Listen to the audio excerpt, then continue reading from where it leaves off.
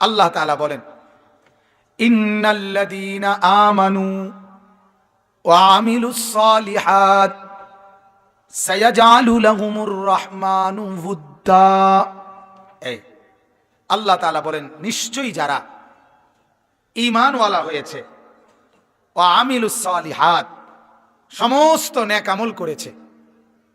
এক নম্বর ঈমানওয়ালা হইছে, দুই নম্বর সবগুলো নেক আমল করছে। কি হইছে কোন? কি কইছি? দুইটা কথা কোন। এক নম্বরে কি, দুই নম্বর সবগুলো নেক আমল করেছে। অনেকে ইচ্ছা রয়েছে মাতে না যে কইতাম না, আপনি যেভাবে দমকাইছেন কইতাম না, যে কি লেগে দমকাইলেন।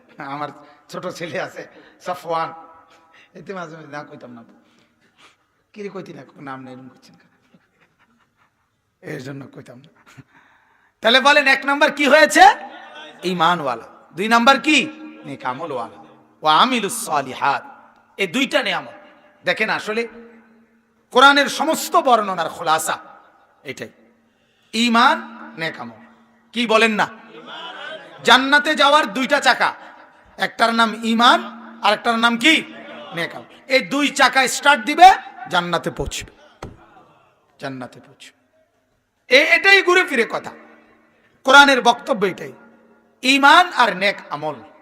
আল্লাহ তাআলা বলেন, এই দুইটা যদি আল্লাহর কাছে কেউ পেশ করে, আল্লাহ তাআলা বলেন সায়াজআলু লাহুমুর রাহমানু উদ্দান। আল্লাহ বলেন সায়াজআলু লাহুম, তাদের জন্য দিয়ে দেন আল্লাহ উদ্দান, সর্বত্র ভালোবাসা। সর্বত্র কি দিয়ে দেন? ভালোবাসা দিয়ে দেন।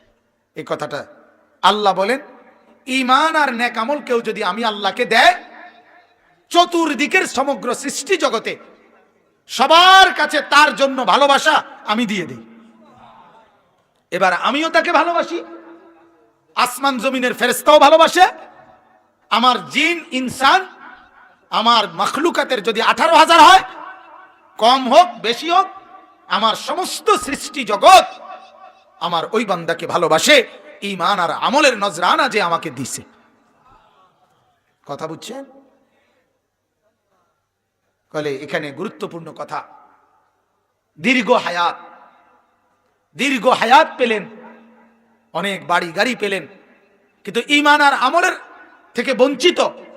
এটা মনে রাখেন, আখিরাতের বরবাদির তো কোনো সীমাই নাই, দুনিয়া তো ইজ্জতের কোনো গ্যারান্টি নাই। পৃথিবীতে কোনো বেঈমান, কাফের, মুশরিক, নাস্তিক, মুরতাদ, বেআমল, এরা কেউ মানুষের কাছে যুগ যুগ ধরে সম্মান ইজ্জত পায় নাই। পাইছে? বলেন, কথা বলেন না, পাইছে? পায় না। গায়ের জোরে সম্মান আদায় করা আর দিলের ভেতর থেকে সম্মান পাওয়া, এটা ভিন্ন জিনিস। এটা ভিন্ন জিনিস কিনা বলেন? অতএব আল্লাহ তাআলা বলেন, বান্দা ঈমান আর আমল পেশ করো, তোমার জন্য সম্মান আখিরাতেও আছে, তোমার জন্য ইজ্জত দুনিয়াতেও আছে। বলেন আলহামদুলিল্লাহ, বলেন আলহামদুলিল্লাহ। আমার ভাই, তো এই কথাটা আমরা, এটাই মূল বক্তব্য আজকে আমার। ঈমান আর নেক আমলের নজরানা পেশ করেন। ঈমান সবচেয়ে বড় সম্পদ। আমরা যারা এখানে বসছি, আমাদের সবচেয়ে বড় পুঁজির নাম হলো ঈমান।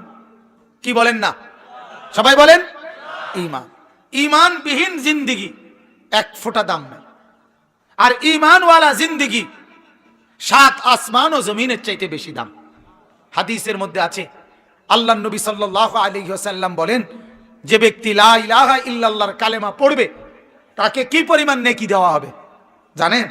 আল্লাহর নবী বলেন, মা বাইনাস সামাই ওয়াল আরদ তামলাউ, অর্থাৎ 7 আসমান ও জমিনের মাঝের যতটা জায়গা, পুরাটা জায়গা আল্লাহ নেকিতে পূর্ণ করে দিবে।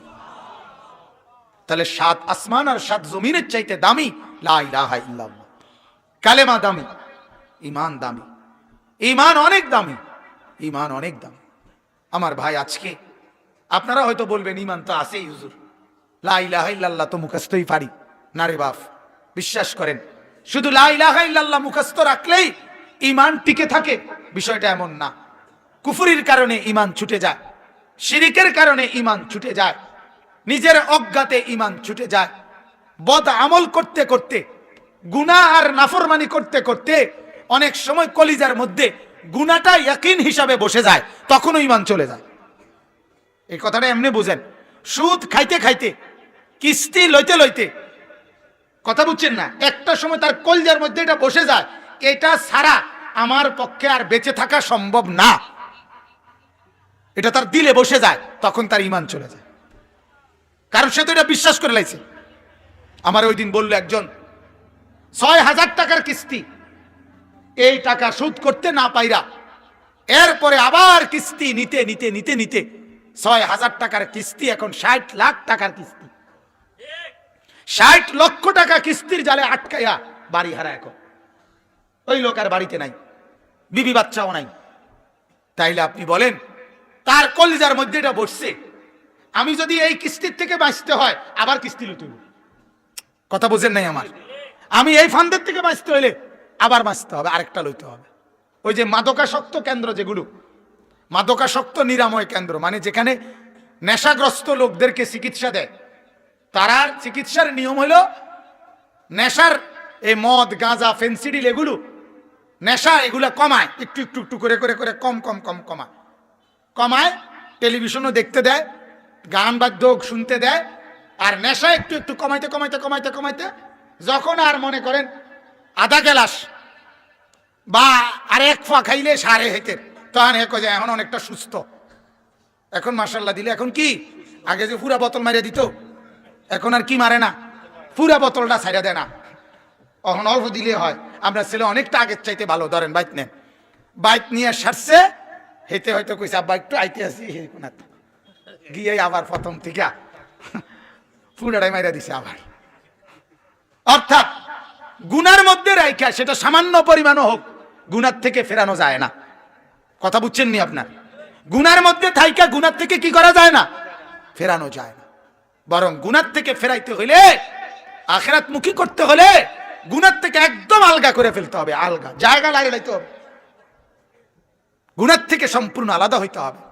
সামান্য পরিমাণ নেশার দ্রব্য চালু রেখেও তাকে নেশার থেকে বিরত রাখা যাবে। এজন্য আমি আপনাদের কাছে এটা বুঝাইতে চাই, ঈমান সবচেয়ে বড় সম্পদ। সেই ঈমান কিন্তু মাঝে মাঝে ছুটে যায়, আর এটা ছুটে গেলে বড় বিপদ, কুফর হয়, শিরিক হয়। অহরহ আমাদের কথাবার্তার মধ্যে শিরিক আছে, শিরিক আছে। আর মিথ্যা কথা রে, আমি এরকম শুনছি, এক লোক বলছে হুজুর মিছা কথা আছে বলে দুগা ভাত খাইয়ে যাইতেছি। কত বড় ডাকাত, ডাকাত যে ডাকাত, কত বড় ডাকাত। তার কথা হইলো মানে মিথ্যা কথা যদি ব্যবসার মধ্যে বলতে না পারি, তাহলে আর আমার ভাত মিলত না। নাউজুবিল্লাহ, বলেন নাউজুবিল্লাহ। তাইলে ঈমান রক্ষা করা জরুরি, সমস্ত নেক আমলে অভ্যস্ত হওয়া জরুরি। আমার ভাই, আপনার নামাজ, রোজা, হজ, যাকাত, ওযু, গোসল, দান, সাদকা, জিকির, তাসবিহ, তিলাওয়াত, হালাল হারাম একজন মুসলমানের জন্য সবগুলো জরুরি। আজ তো দুর্ভাগ্য আমাদের মুসলমানের প্রজন্মের অধিকাংশই আমরা আমলের লাইনে কেউ কেউ দুই চারটা কোনো বিষয়কে আমল ধরে নিয়া মনে করছে এরই নাম ইসলাম,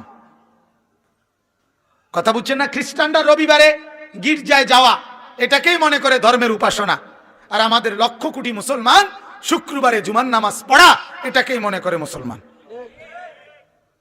একই হিসাব, একই হিসাব। আল্লাহ তাআলা আমাদেরকে মাফ করে দেন, আল্লাহ আমাদেরকে বুঝ দান করেন। অথচ নামাজ কি শুধু শুক্রবার, শুধু জুমাবার? কয়দিন, কয়দিন বলেন না? ওই যে শবে বরাত, শবে কদর আইলে দেখবেন অনেকে জিগা, আমারও তো জিগা, হুজুর নামাজটা কোন দিন? নামাজটা কি মানে রবিবারে না সোমবারে? নামাজ কোন দিন? আমি বলে নামাজ প্রতিদিন। নামাজ কোন দিন? প্রতিদিন নামাজ। তাহলে অতএব আল্লাহ তাআলা বলেন, আমার কোন বান্দা যখন ঈমান আর আমলের উপরে উঠে, সমস্ত সৃষ্টি জগতে আমি আল্লাহ তার জন্য ভালোবাসা দিয়ে দেই। এজন্য এই আয়াতের তাফসিরে আছে, আল্লাহ তাআলা যখন তার কোনো বান্দাকে ভালোবাসে, তখন আল্লাহ তাআলা জিবরাইলকে প্রথম ডাকে, না দা জিবরিল, জিবরিলকে ডেকে বলে তাকে আমি ভালোবাসি, তুমি ভালোবাসো। জিবরাইল বলে আহবাবতু, ভালোবাসলাম। জিবরাইল এবার 7 আসমানের ফেরেশতাদেরকে বলে, ও ফেরেশতারা, এই লোকটাকে আল্লাহ ভালোবাসে, আমি জিবরাইলও ভালোবাসি, তোমরাও ভালোবাসো। ক্বালু আহবাবনা, সাত আসমানের ফেরেশতারা বলে আমরাও ভালোবাসলাম। সুম্মা তুনজালুল মাহাব্বাতু ইলাল আরদ, আল্লাহর নবী বলেন ভালোবাসার ওই ঘোষণাটা তখন জমিনে নেমে আসে, আর আল্লাহ তাআলা সমস্ত সৃষ্টির কাছে ওই ভালোবাসার কথা পৌঁছিয়ে দেয়। পুরা মাখলুক তখন আল্লাহর এই প্রিয় বান্দাকে ভালোবাসে। এজন্য কারামত আল্লাহ সবাইকে দিয়ে দেখায় না ঠিক, কিন্তু মাঝে মাঝে আল্লাহ এটা দেখাইয়া বুঝাইছে এই পৃথিবীতে যে তাকে সবাই ভালোবাসে। এজন্য বহু আল্লাহর ওলির জীবনীতে আছে জঙ্গলের বাঘ, জঙ্গলের মহিষ, জঙ্গলের হরিণ, জঙ্গলের সিংহ, সাপ অথবা কোনো প্রাণী চতুষ্পদ, এরা পর্যন্ত ওই আল্লাহর প্রিয় বান্দাকে সহযোগিতা করছে, কোন কাজে সহযোগিতা করছে, ভালোবাসছে। এরকম হাজারো নমুনা আউলিয়া বুজুর্গদের জীবনীর মধ্যে আছে। তাহলে কেন হইল এমন? কেন? ওই যে আল্লাহ পাক মহব্বতের এই এলান আল্লাহর সৃষ্টির মধ্যে জানায় দিছে, একে আমি ভালোবাসি, তোরাও ভালোবাসিস। এই জন্য আমার বাপ, এটা জরুরি বিষয়, আমরা প্রত্যেকেই ফিকির করা চাই যে আমার প্রতি আল্লাহর ভালোবাসা আসলে পুরা সৃষ্টিও আমাকে ভালোবাসবে। আর আল্লাহকে নারাজ করে মানুষের ভালোবাসা পাওয়া যায় না, মানুষের মহব্বত পাওয়া যায় না। ক্ষণিকের ভালোবাসা হলে সেটা স্থায়ী হয় না, টিকে না। কোনো জোর জবরদস্তির ভালোবাসা হইতে পারে, কিন্তু সেটা টিকে না। অবৈধ কোনো ভালোবাসা টেকে না।